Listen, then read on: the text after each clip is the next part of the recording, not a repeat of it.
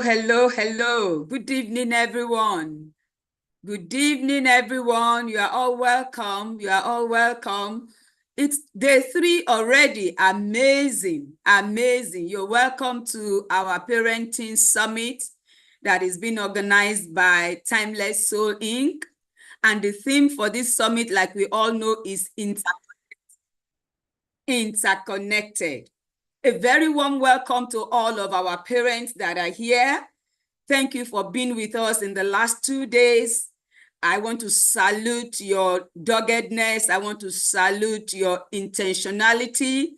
I want to salute your quest for knowledge, just to make this world a better place by raising great and amazing children. You are all welcome. I'm not here alone, but first of all, let me introduce myself. I will be your moderator for today, and my name is Coach Olufemi Ayegoro. I'm a family life practitioner, a certified one, and with me is another coach who is also very intelligent. Coach Juliet Courage, you want to say hello to our people?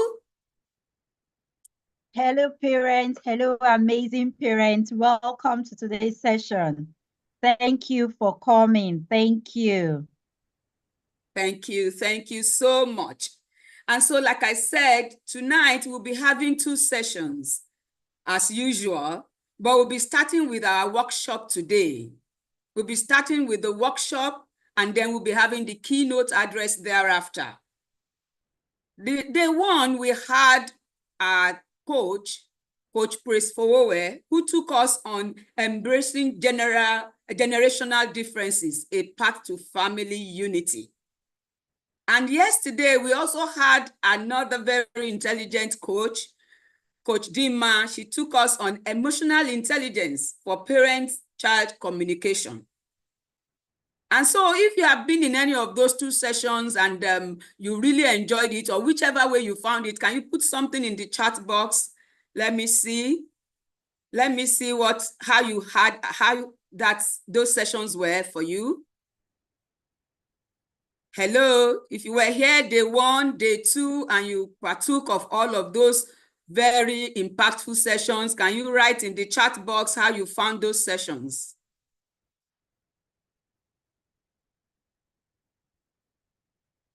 Yes, somebody said it was interesting. Yes, amazing, interesting. Somebody said yes, amazing, and it's interesting. Yes, thank you so much. And so, all right, tonight we are going to have another super experience. We're going to have another super experience. And for us to be able to have this super experience and really be able to learn, we'll be having some ground rules. I want to beg of us to ensure that we keep these ground rules. Number 1 is that please keep your microphones muted. As soon as you come in, please mute your microphone. Then number 2, let's make it very interactive. Put up your questions in the chat box. If you have any comments, if you have questions, we'll be picking them up after the speaker is done. So put up your questions in the chat box. Then number 3, we want to see your beautiful faces as well. So please put on your video. We want to see your faces. Thank you very much. And so before we continue today, there's been a group of persons and industries that have really made this amazing program to be very free for you and I to enjoy. They are our sponsors. And I want to hand over to the admin at this moment to please put on the adverts for the sponsors so that we meet them. We have the likes of Lotus Bank, we have Goxi Insurance, we have Praise Fowowe International, and every one of them, Eridon. Please, over to you, admin. Let us see the adverts of our sponsors. Thank you.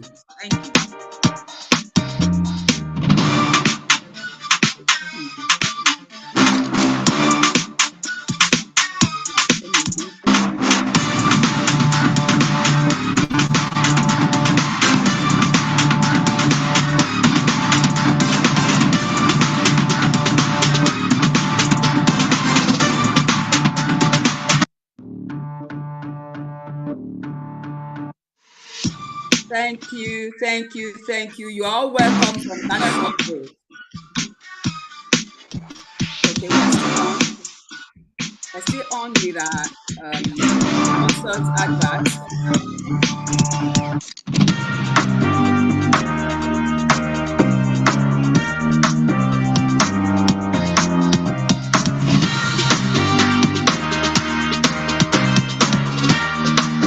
Okay, welcome once again.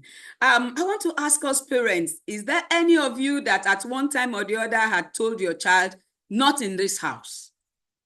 Maybe they were trying to, pronounce a language that you didn't like, or maybe there was an act or a behavior that you didn't like, and you said, not in this house. If you ever did that, can you just say hi? Just say hi.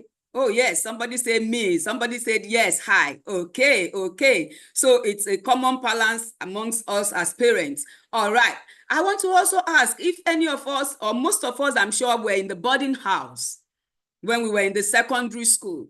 And for the Yorubas, I apologize for that.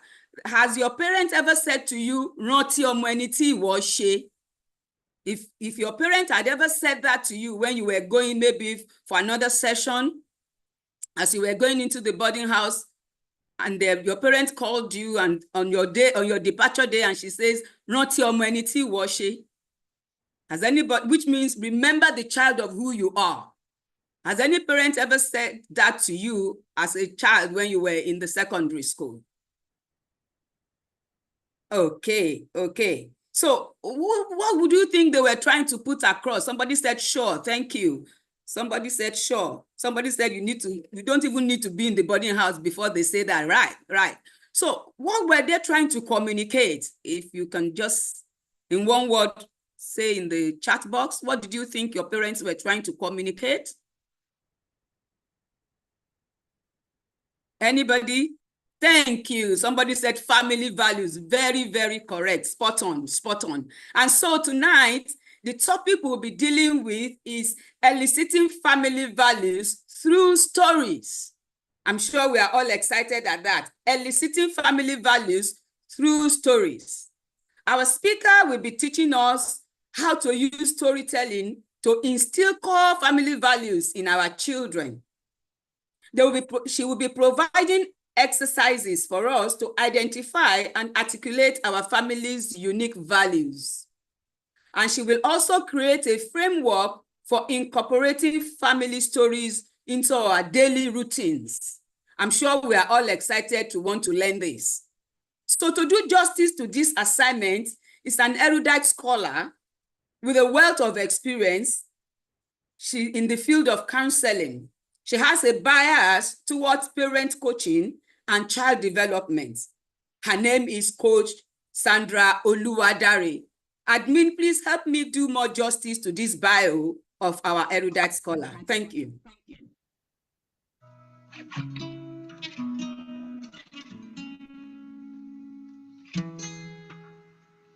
Sandra Oluwadare is a visionary leader and dedicated professional in family and child development. She is a certified parenting coach, child development consultant, certified practitioner of family systems engineering, a child safety and protection expert, author, and speaker. She is committed to helping parents raise well-balanced children and supporting families to discover their core, nurture deep, heartfelt connections, and thrive wholesomely.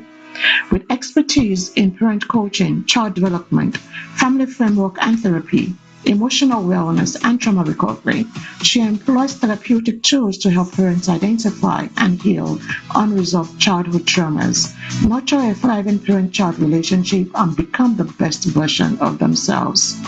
Founder of Winning in Parenting, Sandra has impacted several parents across countries. She is dedicated to educating, empowering, and equipping them to raise children who live a purpose-driven life, thrive, and make a formidable impact in the world.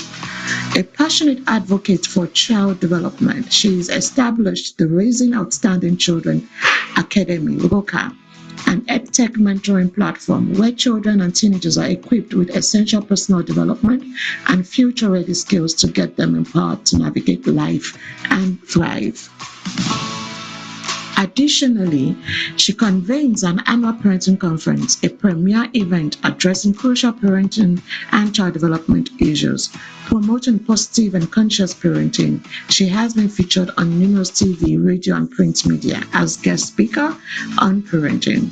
Sandra believes that the family unit is the bedrock of society and is therefore committed to her work with parents and families to ensure that they raise wholesome and well-balanced children who become responsible citizens and make a formidable impact in the society.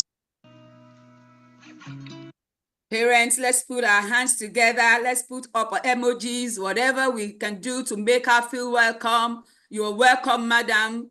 Sandra Oluwadare, you have the microphone. Over to you, ma'am. Thank you. Good evening and good evening, everybody. Good evening. I can't see myself. My camera is on, but I can't see myself. Please let me know if you can see me. Good evening, everyone. It's so good to be here. Okay, I see the reason. Okay, can you see me now? We can see your picture. We can see your picture. Yes, we can see you live. Okay. You're welcome, madam. Thank you so much. Good evening, everybody. Thank you so much for having me. Thank you to Coach Amina and the entire Timeless Soul team for putting together this amazing summit for parents.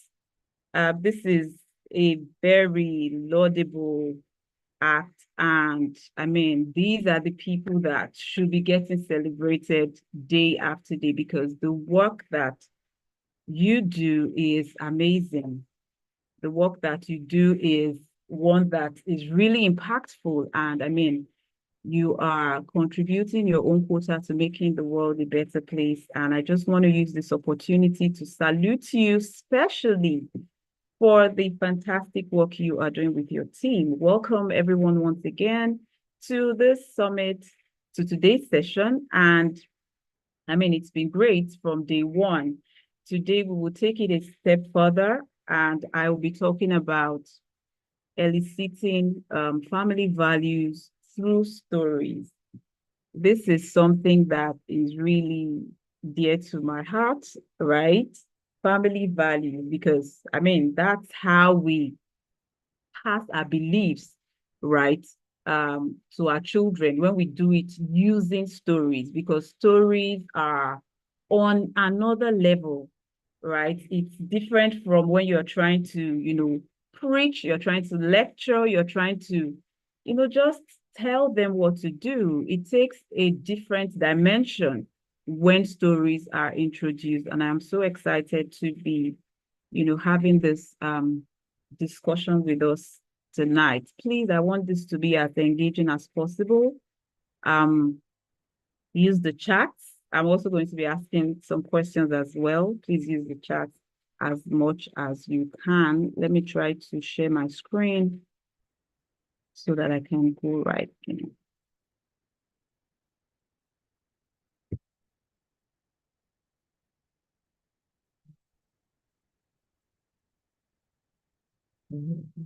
Just a moment, please.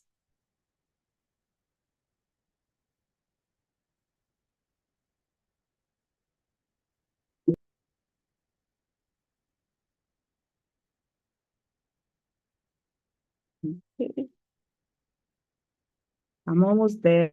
Just a moment.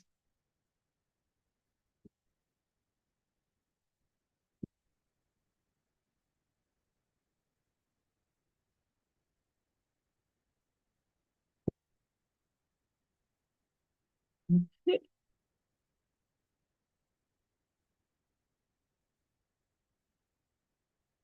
Okay. Hi. Please let me know if you can see my screen. Can you see my screen? Please let me know. All right, so I want to Yes, believe please, everyone yes. can see my screen. Okay, so why stories? Why stories? But before I go into that, I want to quickly talk about, family values. So we know how important family values are, and that's how we actually separate our families from every other person's family. So I've been asked this question over and over again, and they say, okay, so when your child goes out there, your child is at a crossroad, and the child is wondering what to do. The child is, at the verge of making a decision. How are you sure that the child is going to do the right thing? And I say it all goes down to your family values. It all goes back there. That's the drawing board every parent needs to get back to, because your values are the principles. They are the beliefs that shape your family as a people. Your family values are those things that you stand for. They are things that you cannot compromise on. They are things that matter a lot to you. They guide your behavior as a family. They guide how you relate with people, and even how you relate with yourselves within the family. So your family values are a pillar in the home. I would like to ask, what values do you hold dear as a parent?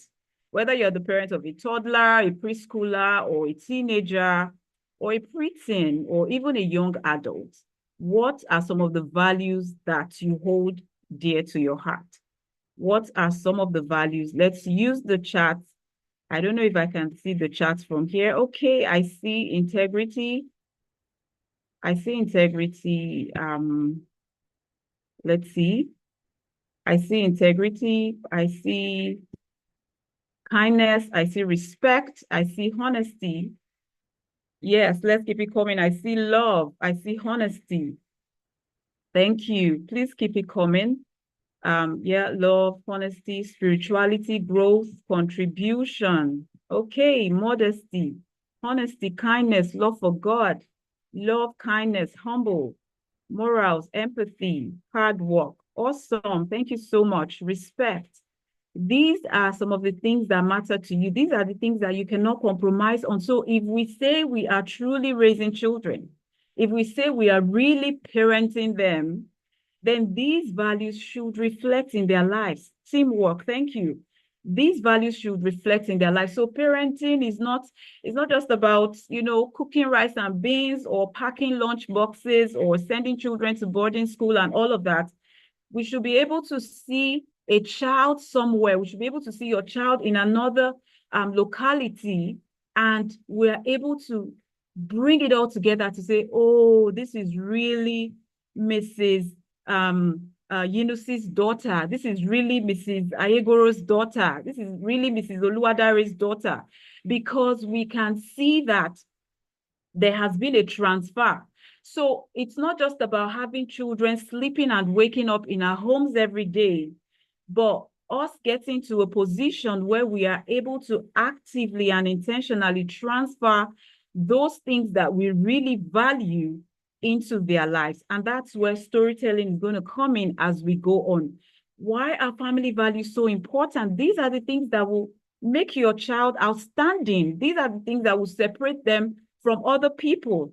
Even though we have every family saying, oh, honesty and all of that, but when they are in the midst of a larger number of people, you are able to single out this child to say, okay, honesty matters a lot in this child's family or where this child is coming from. So your values as a family help to shape the character of the children or the people in the home.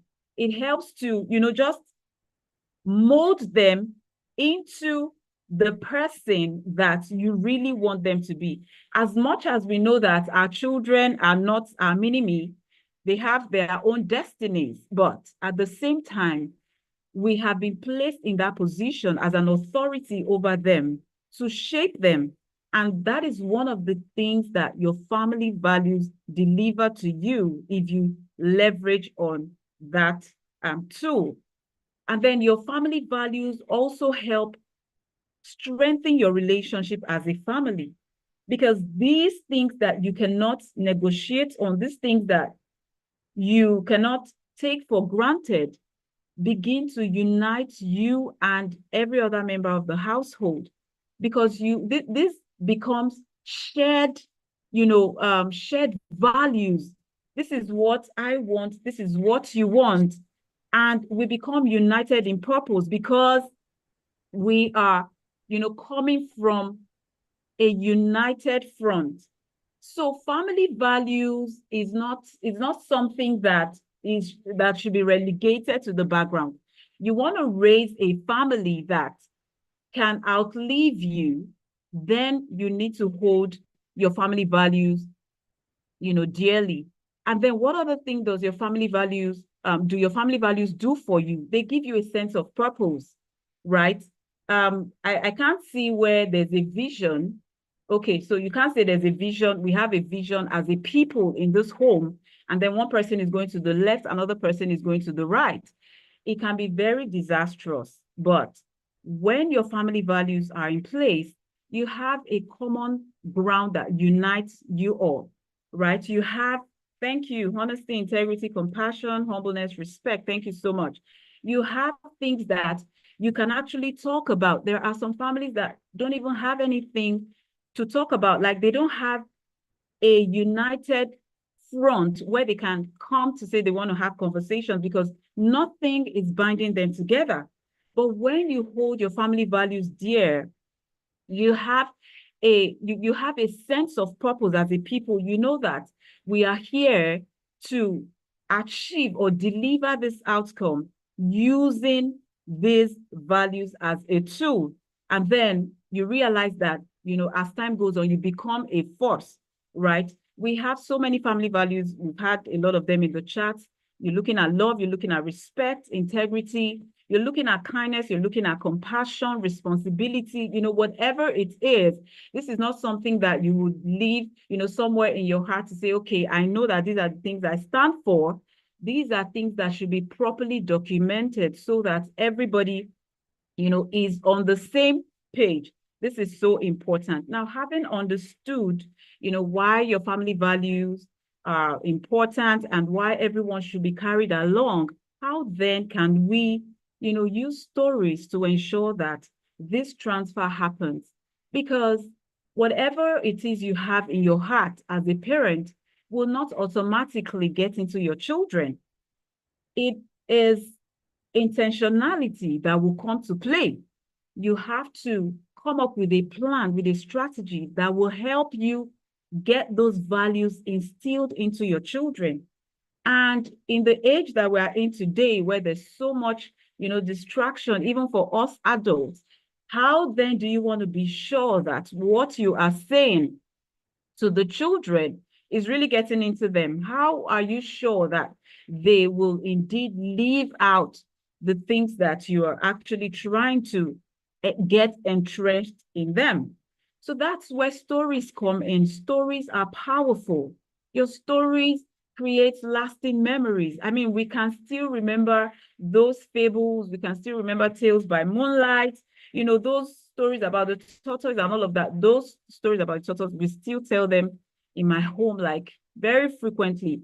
And, those are things that you can relate with, right? Whether you're making up a story, whether it's fiction or whether it's your personal experience, from the past or present, stories are a powerful tool you want to leverage on, right? Stories are powerful because you are able to recall the things that were told in that story, right? You are able to apply some of those things to your reality. Now, we find situations where, children are told not to do this or that. And we even have parents who like to talk without walking the talk. Parenting is leadership, and we must be sure that the people we are leading as parents are indeed following us. It's not a case of you are leading, you are somewhere in front, and the people you're leading are way behind. You're not even on the same page. Nobody is being carried along. I mean, that is what happens a number of times when parents are not walking the talk. They're saying one thing to the children and they're not able to actually do what they're saying or asking the children to do. Stories would help you if you're that kind of parent, right? If you're able to use stories, you can still get to transfer the right values into your children. Because when you're just talking, oh, it's good to be honest, oh, don't take what doesn't belong to you, learn to talk politely and all of that, all of those things they're good, but they're just another lecture, right? Especially in today's world. How can children see themselves in what you are saying? How can you paint this picture? How can you create a scenario that will keep playing in their minds? How can you create an imagery that they will not forget?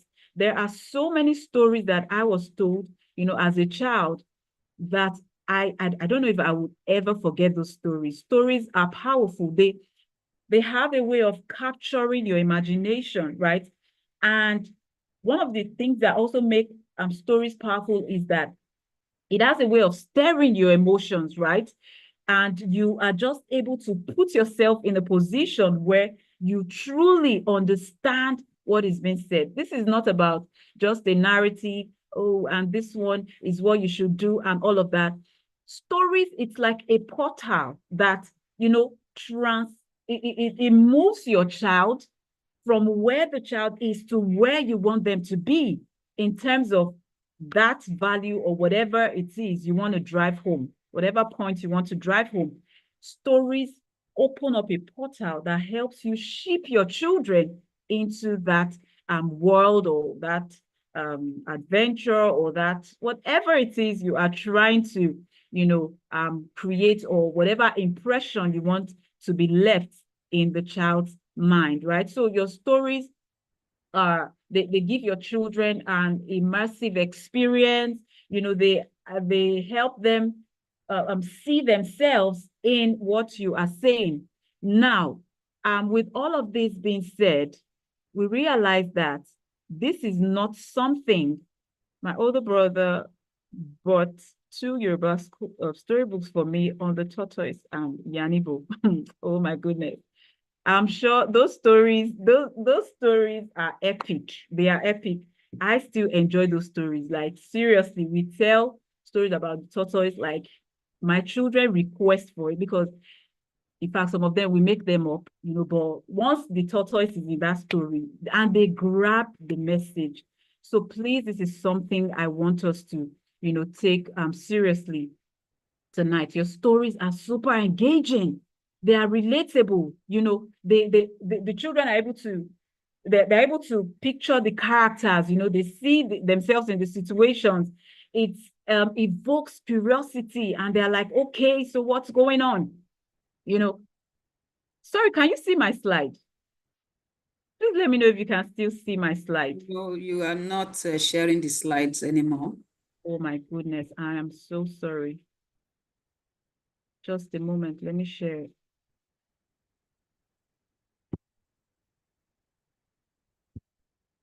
Okay. Please let me know if you can see them now. Can you see the slide now? About to come up. Yes, we can. Okay. Yeah, so why stories? Stories are an age-long tool for teaching and connecting on a deeper level. Through stories, values are not just taught, they are experienced, because we are able to put ourselves in the story. We're able to put ourselves in the picture, right? So why stories? Why stories once again? Stories are engaging. Stories simplify those complex and abstract ideas, those things that you've been trying over and over again. I remember one in our children's mentoring academy. A lady reached out after we had one session and she was like, oh, she had been teaching. What was it we were trying to teach? There was a tool we were trying to teach, and oh my goodness, I forgot. She said she had tried to teach her child that to honor. It was honor. We're teaching them honor as a tool, and she had tried so much to make her child understand it was just respect, but we took it a step further. After respect, what next? And she was in class with the daughter that day, and she was amazed at how well her daughter understood the concept of honor. How? Through storytelling, right? So storytelling just helps simplify those things that you've been trying to talk about over and over again. And you realize that the children are able to grasp the concept. They're able to grasp the concept faster. It sticks. You are sure that, they are being carried along. So this is something you want to leverage on. What else do your stories do for you? They evoke emotions. Even as the principal who is telling the story, you can still feel some of those emotions, especially if they were your past experiences. You're still able to feel those emotions, and you are able to put yourself in a position where you can really relate, right? This is what happens to our children as well. As you tell the stories, and because you already know what you want to achieve, you are able to hit the high notes. You are able to hit those points where you really want them to, stay and marinate on those values or those points you want them to take in. You are able to highlight those notes with your emotions and also evoke their own emotions as well. You find that as you are telling stories, the children are like, oh, are you serious? Okay, oh, really? And they're asking questions as well, right? So storytelling is something you want to hold dear. And then it also serves as a great conversation starter. After telling stories, or even while you're at it, you find children asking questions, whether they are young or old. They are asking questions because they can see themselves in this story or this picture you're trying to paint. They can see themselves in those stories, and they want to know what's up. They want to know, okay, so what can I do in a situation like this? So this is a great way to begin conversations, especially if conversation time is an awkward time in your home. You want to use storytelling as a tool to bring everyone together. Nobody turns away from a good or a well-told story. Nobody turns away from a well-told story. So you want to hold on to this as a great tool to begin conversations in the home. Your stories also help the children understand cultural and familial heritage. You are able to, share the things that have happened, whether in your generation or, in previous generations. You are able to share with your children. And, this just has a way of getting your family history, into them. We find that today, stories are not being told. We're not proud of telling our stories. Everybody is just, most people are trying to, just come out in a well-packaged manner and all of that, neglecting the true power that lies in those stories. So when we tell stories, children are able to understand their roots, their family ties, their cultural heritage, and all of that. This is something that has really helped me in my own family. It works. There was a time where we were not leveraging on this, right? But in a short time, I tell you, there are so many things that everybody, even me as a parent, there are so many things that I know now that came up as a result of leveraging this tool as a parent, right? We have been able to get grounded in our family history, our cultural heritage, and all of that. And children, the world is evolving on a daily basis. There's technology, which is a window to the world. As much as technology is beautiful, we also don't want a situation where our children are lost and they don't even understand their roots and all of that. So storytelling, once again, becomes a powerful tool that can help you. And storytelling inspires action. After you tell a story, there is always an action to take. After you tell a story, children are asking, they're asking themselves, what next? Okay, so I remember mommy or daddy said this. Okay, so I think this is what, I can do. Even if they are not telling you, right? These conversations they're sitting in with themselves and, having those conversations to say, okay, so what next?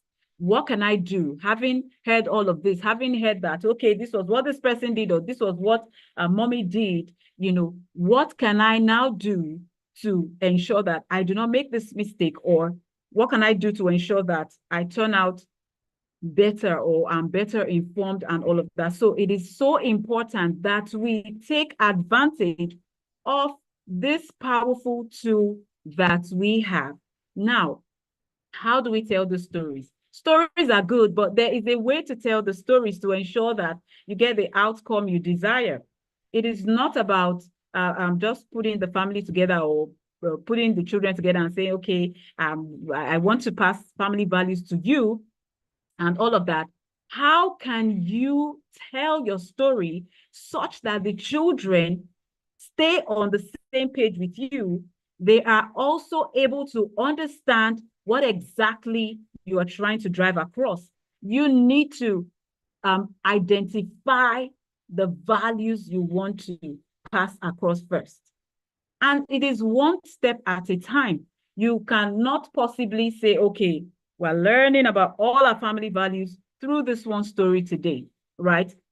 You need to pick, maybe you're going to put that on a schedule, or you can just create like a routine to say, every weekend, we are going to have a time where we talk about our family values using this tool, right?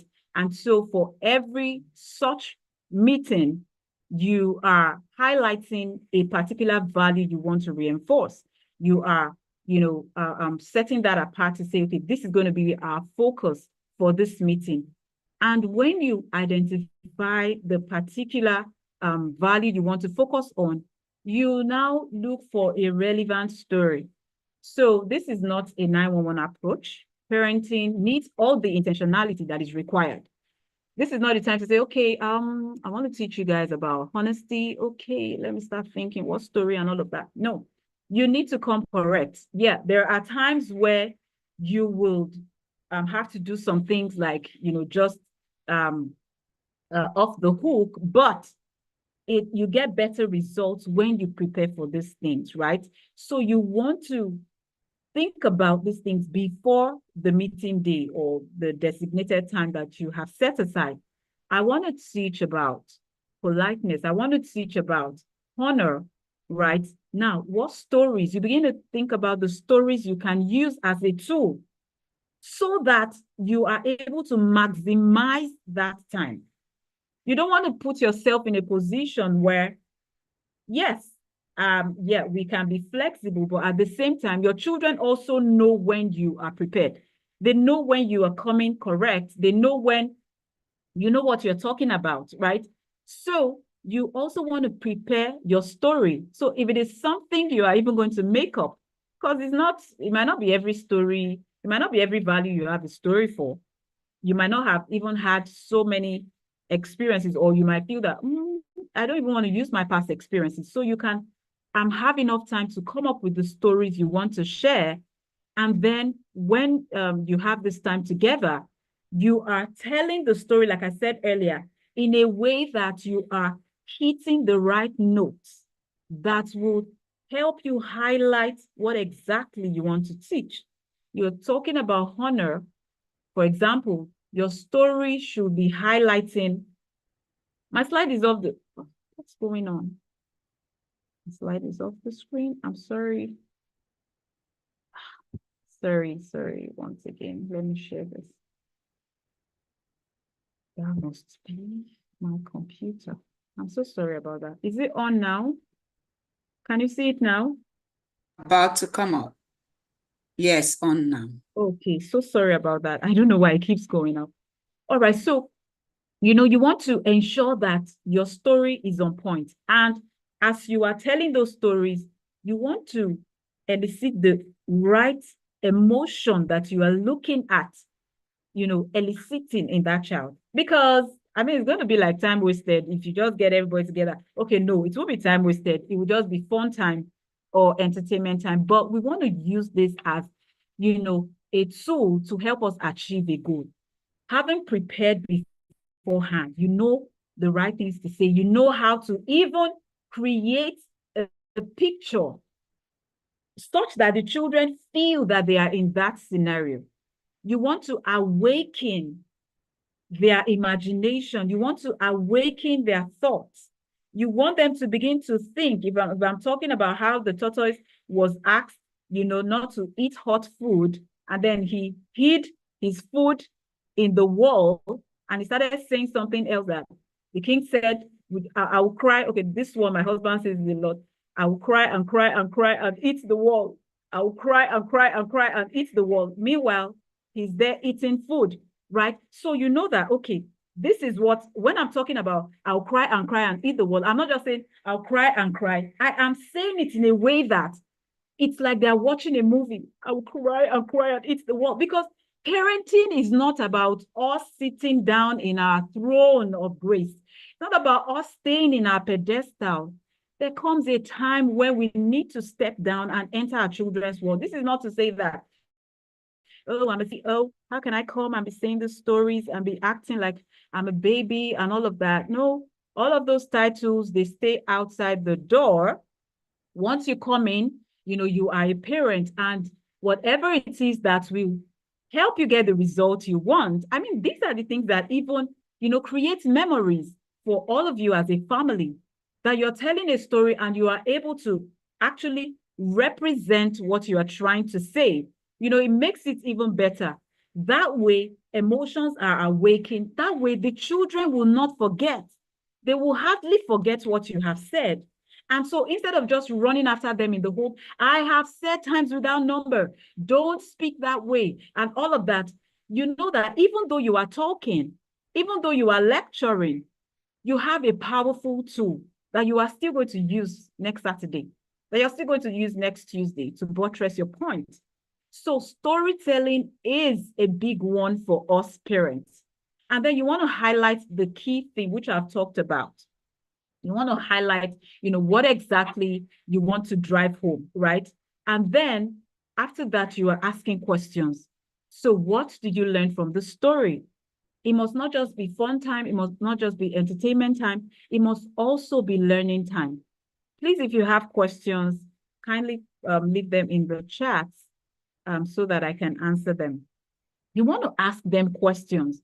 Because your story has to connect. And that's where preparation comes in. It's not just about saying the story. You need to be intentional so that you get the results you want.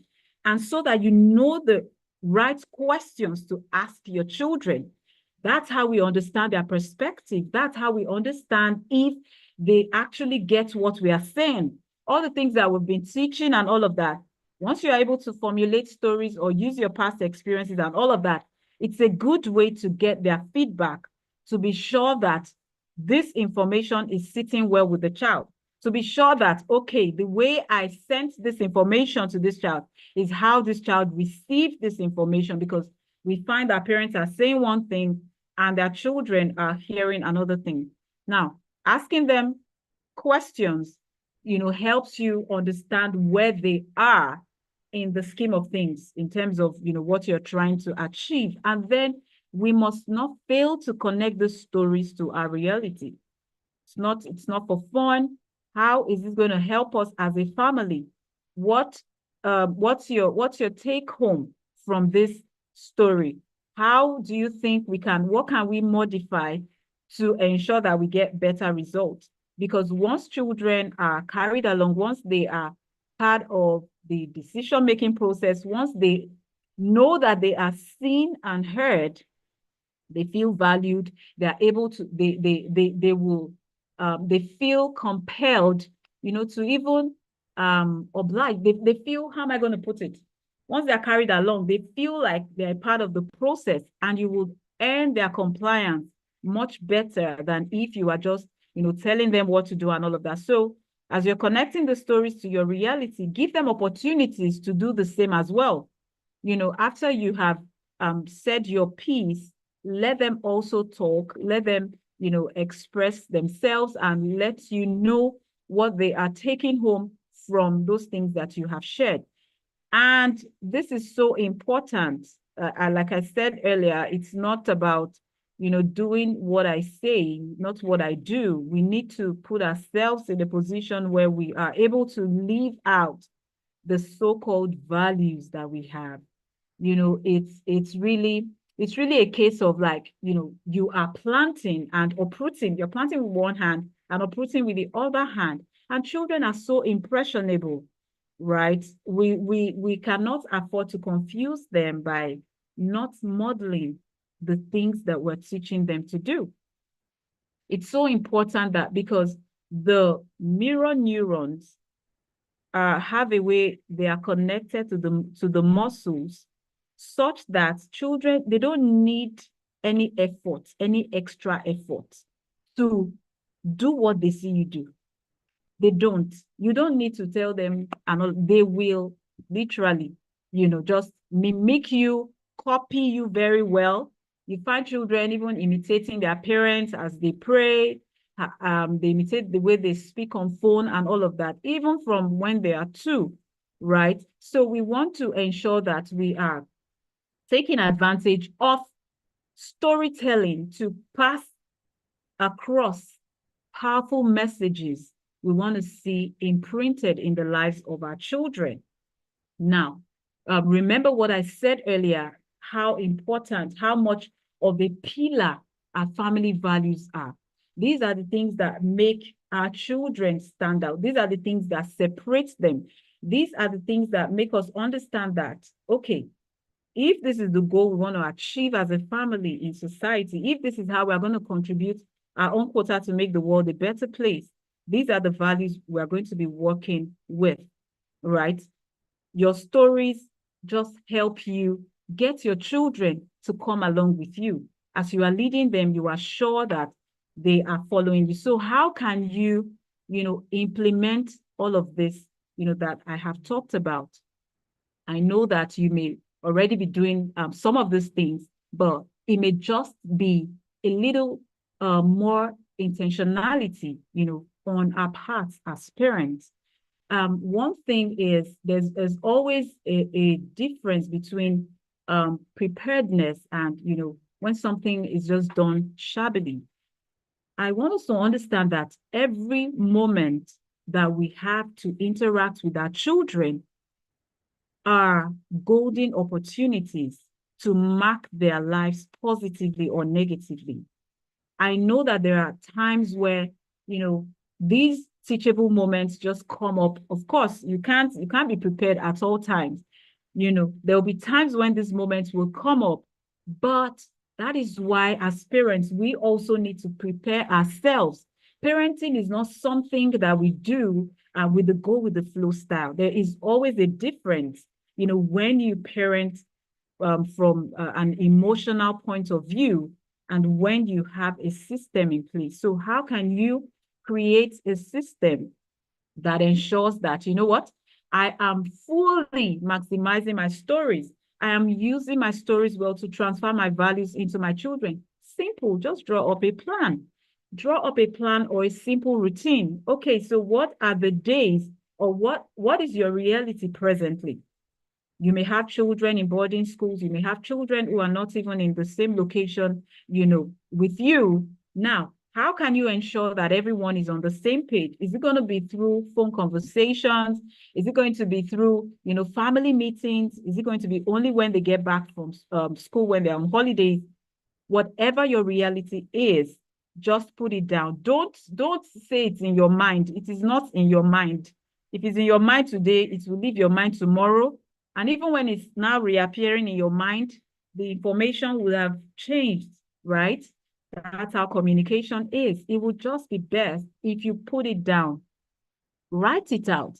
This is what we are going to do with my stories. And it will be great if you and your partner can even come together on this one to say, okay, what are some of the stories you have? What are my stories? Let's put them together. Okay, so when we want to teach these children or when we want to reinforce this particular value, which one should we use? That is intentionality. Yeah, it might look like, this is an everyday thing now. This is so regular. But it can be regular. But when you take it a step further, when you become more intentional, it becomes a tool in your hand that you can leverage on. So just write it down. This is what we are going to be doing. List the values that you want to see reinforced in the lives of the children. And as you even interact with them on a daily basis, you know where they're struggling. There was something that I shared on my page, I think yesterday. I'm like, your perspective as a parent is so important. You can either see the cup half full or half empty. You see a child who is, speaking in a disrespectful manner. The choice is yours on how you're going to react to that child. Children are not the reason why you are triggered as a parent. It is not your child that is triggering you. There's something else that is triggering you inside, right? So it is not because of what the child did that you are giving him gospels. It is not because the child is pouring water everywhere or talking or back talking and all of that you are slapping the child and all of that. No, the choice is yours on how you are going to react, right? So you can either decide to see the child as someone who is rude or somebody who is still trying to learn how to communicate politely. Now, those are two different interpretations. And those two interpretations will make you interact with your child in two different ways. One of them is you labeling your child. You're saying, oh, this child is so rude. I mean, how can this child be talking back? But the other one is making you reflect to say, okay, this child, with everything I've been saying, he still doesn't know how to speak respectfully. Now you have put yourself in a position where you can help your child. You have brought your child to your own team rather than you standing aloof to say, how dare he? I mean, talking back at me, and no true win occurs when you and your child are not on the same page. There's no, you are not boss. You are not, there's nothing like boss or we are family, right? You want to do all you can to ensure that both of you are on the same page. And by interacting with your child on a daily basis, you are able to observe to say, okay, this child is still struggling in this area. We don't waste our experiences. The fact that the child threw a tantrum, had so many tantrum episodes this past week, took things that didn't belong to him, slammed the door and all of that. Those are feedback that you need to work with, right? Don't keep them in your mind. Those are the things you need to write down. This child is still struggling in this area. I don't have a story for this. Okay, let me formulate a story about how this person or how I once used to do this or whatever it is. So you are able to put down, you are able to hit the nail on the head. You are not just doing random storytelling or fun time and all of that, even though you are having fun, but you are using it as a parenting tool. You are using it as a tool in your parenting toolbox to help you be more effective as a parent. So after you have highlighted the areas where your child might be struggling, or even if the child is not struggling, areas that you would like to reinforce, then you want to come up with your stories. If you want to be super intentional, you can even put highlights of those stories. You may not write everything, but you can just put titles and say, okay, I'm going to tell a story about how this, and all of that. So that at every point, you have something to come in with. Remember, I said that storytelling has a way of keeping people connected. People cannot shy away from a well-told story. Your children will be drawn in like they are enthralled by what you are saying, right? So imagine that you are well prepared. It means you are armed to do justice to whatever it is. But in all of this, yeah, storytelling is powerful, but it might not work like magic for you or for me or for everybody, right?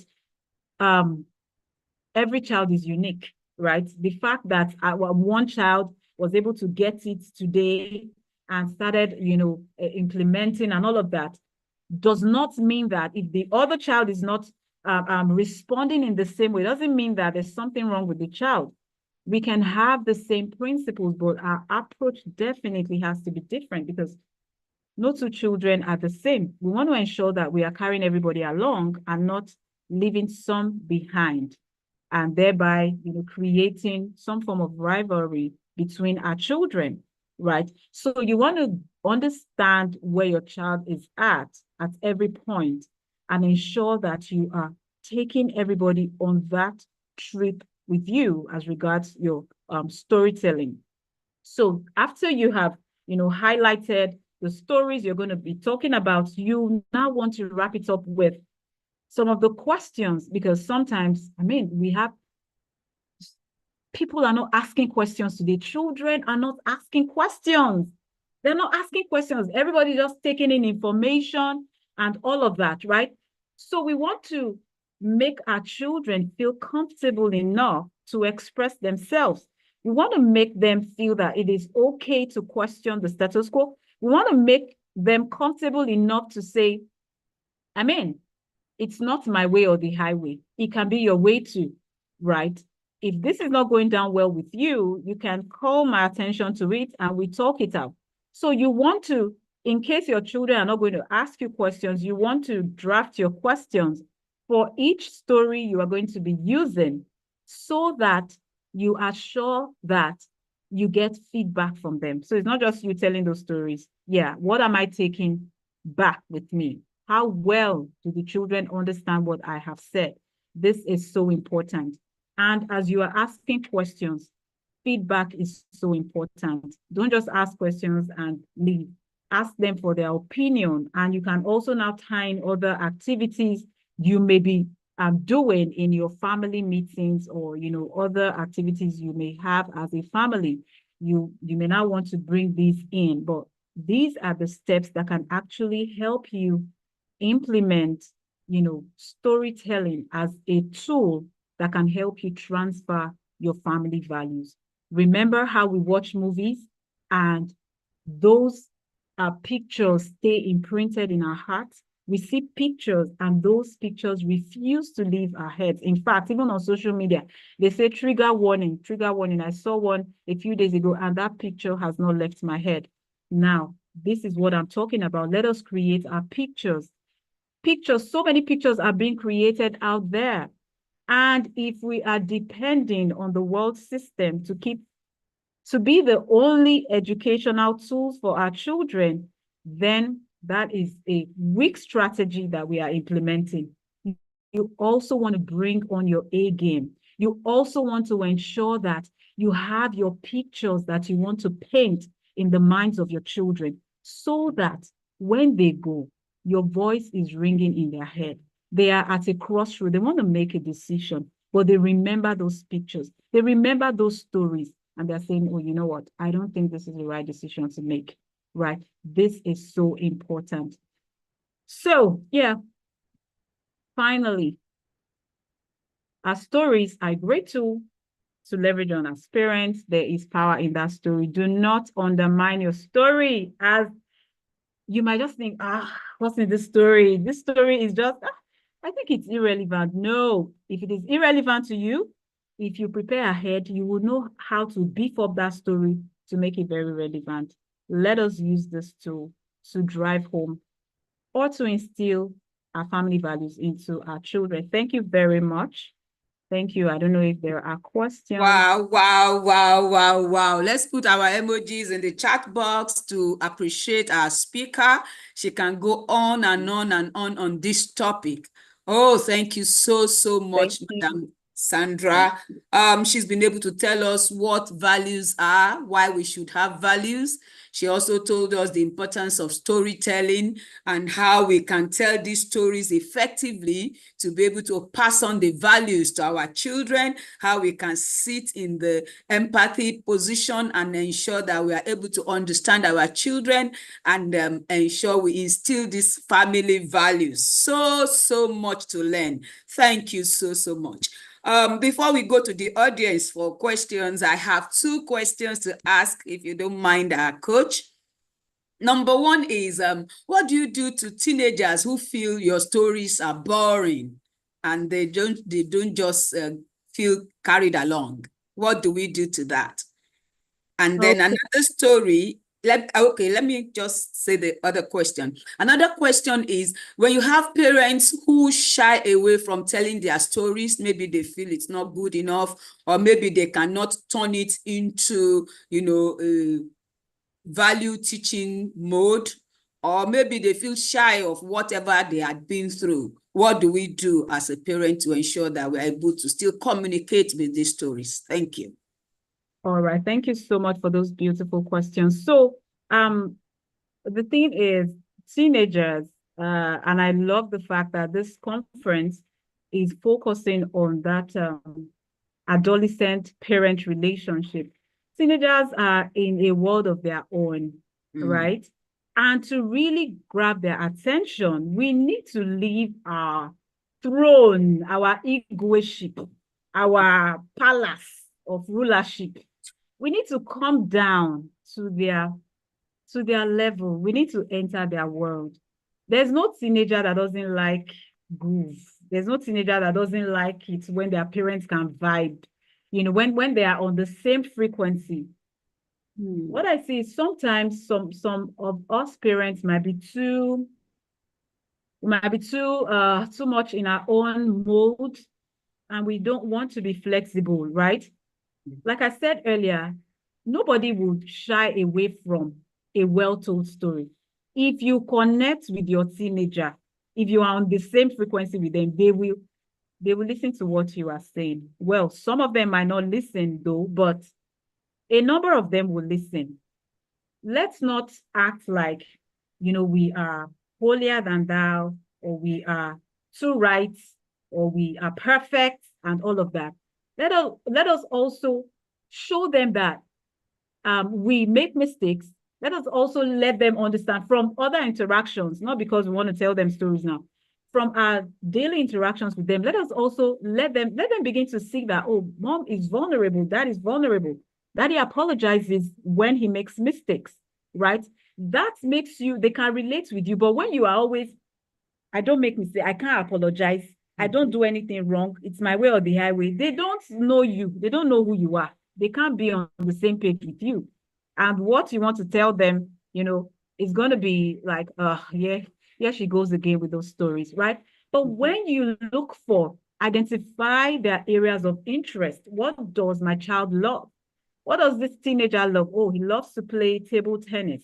He loves to play games. He loves to listen to music. Hey, put on that music. He loves to dress in this particular way. I didn't say sag your pants, you know, but, you know, just find a common ground. And then in that, you know, atmosphere where the music is playing and all of that, you begin to say what you want to say. They will listen. The story can be boring in that moment when you are identifying with their interests. So it's just about you taking time to look at the child you have, right? What kind of child am I raising? What are the things that tickles his fancy? What are the things that, you know, gets his emotions high, you know, and when we are on that level, and all of that, you know, or I mean, there's no way you are on the level where he's apart. Like I said earlier, you both are supposed to be on the same team. You are standing aloof, he's standing aloof, and you want to tell the story, that story is not going to work. You know, so you want to identify areas that interest your child, and then try to, even if you might not like to do those things, you want to find a way to get yourself involved in those things, things that make sense though, you know, because you are still the parent and you have the final say. Just find a way to put yourself in the child's shoes and begin to vibe together. And as you are vibing, hey, do you know that when I was your age, we used to do this thing, and all of, they will listen. Just find a way. I mean, the story doesn't even have to be exact the way it happened. Sweeten it, beef it up, just to ensure that you drive home your points. So that, I believe that answers the first question. The second question, I mean, own your story. Yeah. Value your authenticity. If you think your story is not good enough or is not going to be impactful, your story is powerful. There's no story that is not powerful. It depends on how you are telling it. And that was something that I emphasized when I was talking about eliciting emotions. Even a bland story, like very bland, you can create high points, you can create high notes, like a singer who is doing riffs and runs. You can make it, you can look at those creative content writers. Like there was a girl that I once worked with, and the parent was like, this girl lies. This girl tells lies. I was like, this girl tells lies. She said, yes. Okay, let me see the girl. it happens that this girl is a creative writer. Even I was blown away at her age. I mean, those are not the people we are paying out to be creating content. That's what I'm talking about. There is no story that is not fine or that's not good or not sweet. Create the narrative while holding on to the lessons. You are the one driving the boat. You are the one, driving you are the one behind the wheels, right? Do something to that story to ensure that your children can vibe with it. Invoke emotions or evoke emotions as you are sharing that story. You can even tell yourself the story. Stand in front of the mirror. Tell yourself. Parenting has, there's a lot of creativity that comes with parenting. A lot of creativity. You just have to think outside the box. And I believe that by the time you are done with your story, it's going to be super inspiring, laden with a lot of lessons, and your children would love it if you tell it well. It's your tool. It's for you. It's your experience. Don't waste it. Use it. Thank you. Thank you so much. She has said we should come down to our children's level to connect with them. We should know the kind of child we have, and we should be able to play on their areas of strength, areas of interest, to be able to get to them. And we should own our stories. Let's be authentic in the way we deal with our children. Thank you so much, Coach. We really appreciate you. Somebody in the chat box said she even creates songs. It may not be classic, but she creates songs. So we can create songs and we'll be able to, reach out to these children. Yeah. Thank you, and thank you very much. One more thing, ma'am. You can, to even solidify or further impress those things in the hearts of your children, if you can even take it a step further by acting out the story, makes it better. You can act it out. Do role play. They won't forget. Can you recommend storybooks that we can read to our children? Okay, so this depends on the ages of your children, but I believe that there are lots of materials out there that children can actually consume, but you want to be sure that you read those materials first so that you are not planting a seed and a book is helping you uproot that seed in the life of your child. So there are so many materials that you can actually use. Just maybe go to bookstores, where they stock a variety of materials, and of course, I believe you would get something that that your children can use. Thank you so much. Thank you so much. Let's put our hands together. Let's show our appreciation to our coach for tonight. And let's continue to evolve as intentional parents. Thank you very much, Coach Sandra. We pray that you continue to increase even in your wisdom. Thank you. Thank you. Amen. So on that note, I'll be handing over to my co-moderator, Coach Juliet Courage. Over to you, Coach Juliet. Thank you so much, Coach Olufemi. Thank you so much, Coach Sandra Oluwadare. That was an exciting and a wonderful session. Please, parents, we agree with me that Timeless Soul Incorporated has done us well. These are courses. These are major master classes. We have about 70 to 80 parents here. Please, in the chat room, let's say thank you to TSI. Thank you, TSI, Timeless Soul Incorporated. We appreciate you for this opportunity, for this privilege. Yes, let's keep it coming. TSI, thank you. These are master classes. These are wonderful classes that would have paid a lot for. We appreciate you, TSI. Thank you, Coach Amina. We appreciate you. Thank you for giving us this privilege, bringing fantastic, wonderful people, for loving parents, loving children the way you do. We appreciate you. Thank you so much. Parents who are here, thank you for your time. Thank you so much. We appreciate you. Yes, let's keep it coming while we quickly move on to, I always say, like we always say, this program is free, but it was actually sponsored by amazing organizations. So we'll just quickly let the admin share our sponsors with us. Admin, over to you.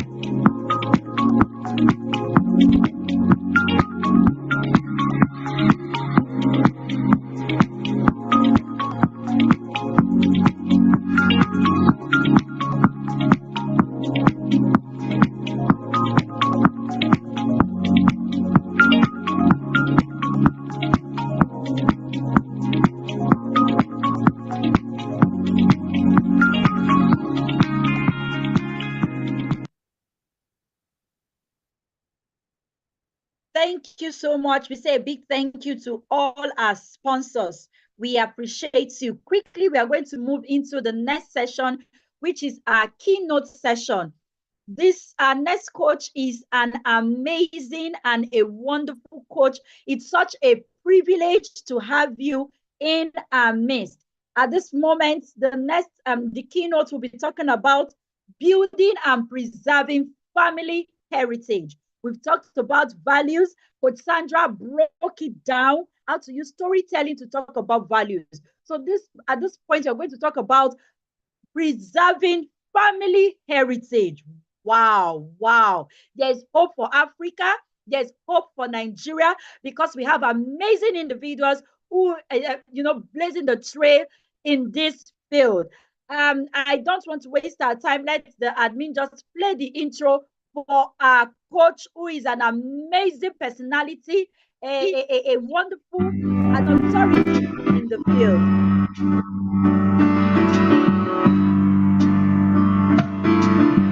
Sumaya Sadiq Ojibara is a psychotherapist, counselor, life coach, writer, storyteller, speaker, mindfulness guide, and creativity consultant with over 30 years of experience and practice in Australia and overseas. Sumaya is a trained therapist with a postgraduate diploma in counseling, master's in counseling and psychotherapy, and several professional certifications. Sumaya is the founder, CEO of Comstra Knowledge Concepts, a counseling, coaching, and creativity consult, and runs a private practice, Geo Counseling, a service of Comstra for individuals and groups in Australia and overseas. She designed and delivers Aspire, a personal, professional development, self-awareness, life strategies and skills, life transformation program for different groups across needs, communities, gender, race, ethnicity, and age. She delivers a variety of programs, talks, workshops, camps, and retreats, and works with diverse individuals, groups, communities, and organizations on children, youth, men and women, mental health and well-being, relationships, marriage, parenting, identity, spirituality, race, social, cultural issues, among others. Programs from her consult include the Things Between Us workshops for parents and children, I Am Here, Boy-Girl Things, Just Us Boys and Girls, Hangout and Sleepovers, Good to Grow, Teen Stuff School Holiday Programs for Children and Youth, and SWA, Diamonds, Belief Programs for Men and Women.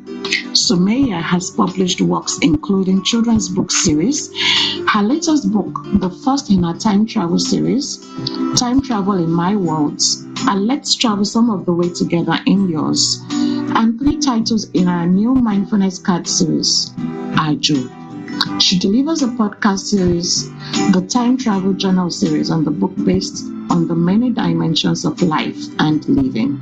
She has written and continues to write several articles and literary pieces for various magazines and platforms locally and overseas. She is a multiple award winner for leadership, community service, and creative writing. Sumaya has and continues to work and serve in several capacities with various private NFPs, councils, and community organizations.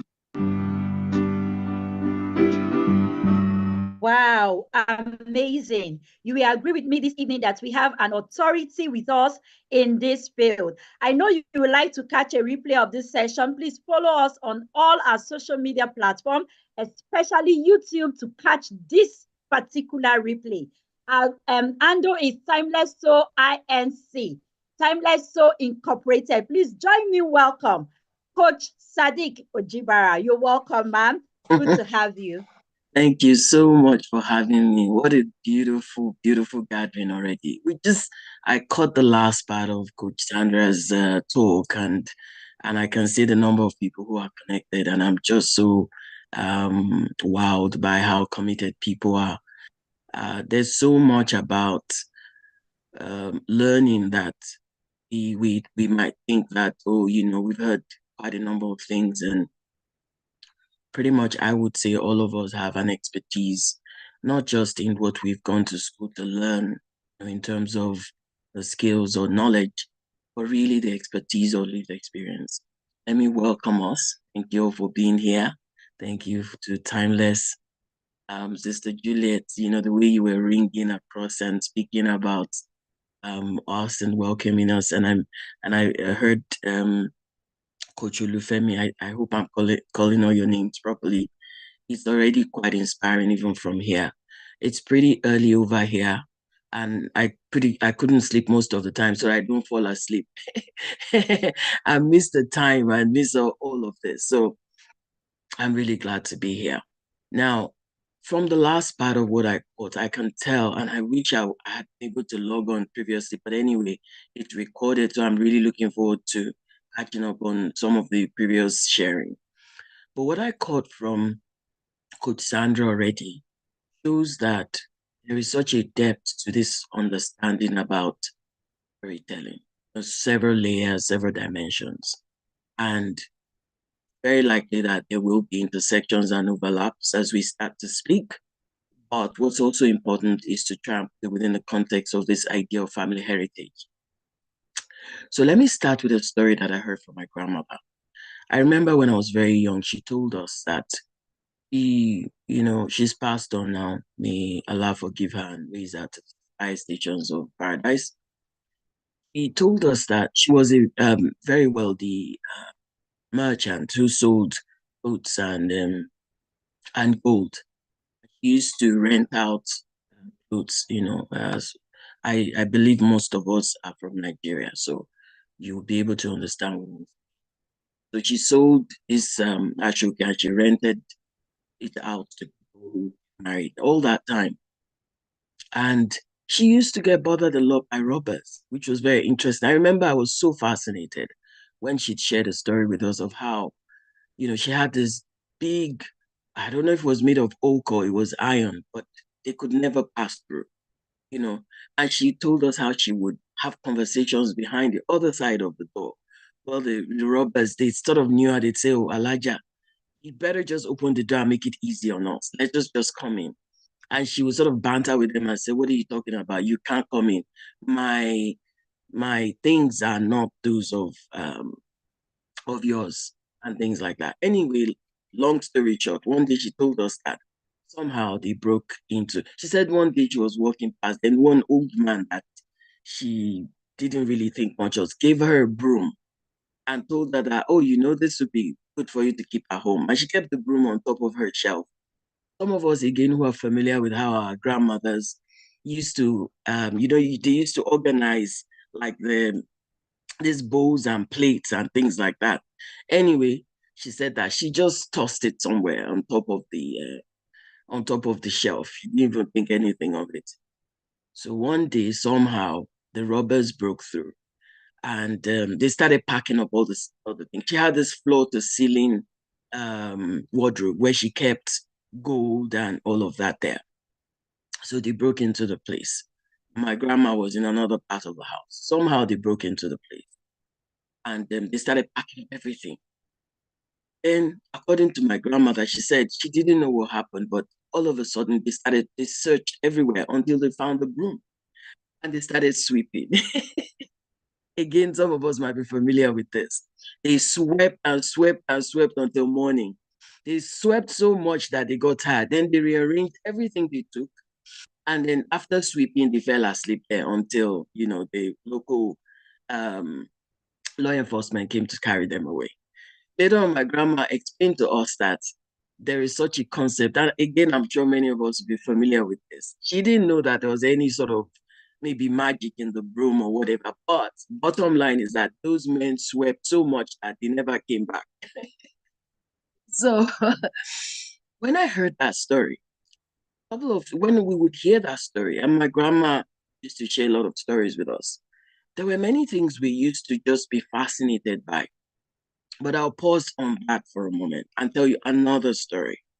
So this story is from my mother. So I'm talking about different generations now. This is from my mother, and I'll talk a little bit about one from my father as well. My mother went to a school. It was a mission school, and she's Muslim, and they wouldn't let her, she couldn't, in order to be part of that school, she couldn't really practice. And so she told us how they had this big mosquito nets that covered the beds, and that they would sneak out when it was time for Ramadan, which is a fasting for Muslims. They would sneak out and climb over the fence, that there was a bakery next to the school. And the owner of the bakery used to really feel for them. And then they'd sneak and buy the bread and sneak back into the hostel and wrap the bread. You can imagine freshly baked bread. It would be smelling all over the room. And then the matron would come in and say, what's happening? Where is this? What's this smell?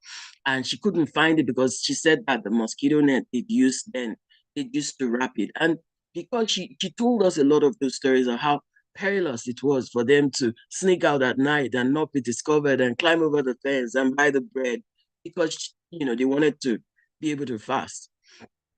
And then my father also told me a story of how he used to get beaten a lot because he liked sports. He liked playing football, like playing soccer. And he'd go and come back, and his father used to worry about whether he'd be able to study, and he had a lot of broken bones and all of that. Now, I want to tell you a story from my own life that I've passed on to my children. And I could tell you stories from now till tomorrow. In fact, if you allow me, I'll just ask you, go and get a cup of tea or a drink of water, or just put your feet up and let's just exchange stories. Because as we're talking, you're likely to start to connect certain things. So a story that I've often told my children was one of the times that I had one of them. It was very it was very dramatic, to say the least. And I remember I'd tell them the story, or at least when they were quite young, they're much older now. And they were so fascinated by that story. And it was a story of how, when I was getting ready, about the time that I was preparing to have them, something happened at that time, and I'd share the story. I can't really go into all the details. But the point I wanted to make by sharing the story with them was for them to have some idea of where they had come from before they came. Okay, there's one I can tell that is sort of easy. So my youngest, very active in the tummy, very active. Like he would, push his fist and his thumb and all of those things while in the tummy. So when he came out, I used to call him Popcorn, because even when he was very young, like he would just pop everywhere. Even when we came here, he was very young. And when we'd go to this, shopping center, he would run all over the place. And I'm like, oh my God, this child, So I used to trace some of that to how he was even in the tummy from when we saw him on the scan. How, somebody said they can't hear from their end. Can everyone hear me? Yes, I can. Okay. All right, then. I hope maybe it's to do with, okay, good. All right, good. So anyway, I remember when I tell him, he used to be so fascinated by that idea that I used to have a conversation with him in the tummy where when he's, pushing his fist, I'd have a chat with him and say, hey, I need to sleep. You can't keep punching me in the tummy like that. So a lot of these stories that I've shared, they're stories that would have been passed down from generation to generation. I don't think I've told my children, again, they're all young men now, but I don't think I've ever really told them fully about the story of my grandmother. But what they do know is that I come from a line of strong women, and that I come from a line of men from my father's side who have pursued some of the things they've wanted in their lives. And that creates the grounding for some of the values that we want to pass on to them, in addition to the things that they're acquiring on their own. I'm not sure to what extent Coach Sandra spoke about a lot of the power of storytelling, but the little bit that I caught, I could already tell that she covered quite a bit. So this part that I'd like to emphasize is to think about what it means when we understand family heritage and what that does to us in terms of how we engage with our children, what is passed on to them, how they pass on to their children's children. Sadly, as we have some of these stories that may be inspiring and empowering, there are also stories of trauma, sadly, that are also passed on. And sometimes we don't only tell the story, we manifest, sadly, those stories in the way that we are with our children a lot of times. So things like, if if my parents often drummed it into me, as all of us come from cultures that would definitely understand this, which is this idea that, oh, you go out and somebody hits you, and then you come back and tell your mom, and they'd say to you, what's wrong with you? Did they have three heads? Why can't you do yours back? Or if your performance in school, you come back and they'd say to you, what's wrong with you? Why did the other person get the high scores and you came back with this one? And so as you hear that over and over again, it becomes conditioned into us certain core beliefs. And those core beliefs become the way and some of our references by which we navigate life. If I asked you now, without even thinking too much about it, some of your core beliefs based on things that you were taught as a child, I know that we have a limited amount of time, but if anything comes up, you can definitely share it in the session, in the chat box. Well, you are likely to see that unless you question some of those thoughts, question some of those beliefs, interrogate them even, interrogate yourself. You've just carried on some beliefs that were handed over to you, and you've carried on and you're handing them over to your children as well, and they do the same. So what stories help us to do is how to learn, unlearn, and to relearn. And what it does is also that it allows us to start to peel back layers of meaning. So if I go back to that first story I shared about my grandmother, she had many stories to tell, and she was a very dramatic person as well. I'm a Yoruba woman, and we're very dramatic people. We would talk with our hands and our faces, and we would, beat the hand and do all this and all of those sorts of. That's how we are. All of these things tell stories. So if I go back to that story, for example, that story speaks to a strength in character. It speaks about courage. It speaks about a person, a woman in her time, who seemed to have been able to achieve certain things. It also spoke to what can happen. Obviously, some of us may be people of faith here, and we won't necessarily believe in juju or magic or whatever name we call it. But the truth of the matter is that there's supernatural things, and it's real. So there's nothing to start reframing about that. It is exactly what it's meant to be. But what also I take from that story is how sometimes people can look after you and look out for you, and that people also can find themselves experiencing things that are supernatural or in the supernatural. Now, when we share that as some form of storytelling with our children, it starts to get them to think imaginatively, but also it helps them to deepen in their sense of identity. Many of us, again, may, have in the Yoruba culture, they have the orikis, sort of um, a chant, a tribute, a eulogizing of a person while they're still alive. And we know that many of our cultures to have that. I know that I don't know exactly what the Igbos call it, but I know that there's a way that they carry themselves. And when you praise a child like that, and you're using some of those expressions that come from stories of their ancestors, that come from stories of how identities are formed, what they start to do is to take ownership of some of that identity and also recreate it in the way that is meaningful to them. The other thing that is very important to pay attention to, so again, if I go back to my grandmother's story, is that at times there will be situations that we cannot help. And what that then means is to try and engage with it with whatever tools that we have. Remember, I told you that she'd banter with them, not in an entertaining fashion. It was just something she would do that sort of made, I feel like it helped her to stay courageous, but it also passed a message to the ones that were trying to intrude and break into her home, into her business, that she was a strong woman. And that has been carried on from time to time. So a lot of the things that are there would continuously remind us that there is a heritage here. Now, what constitutes heritage?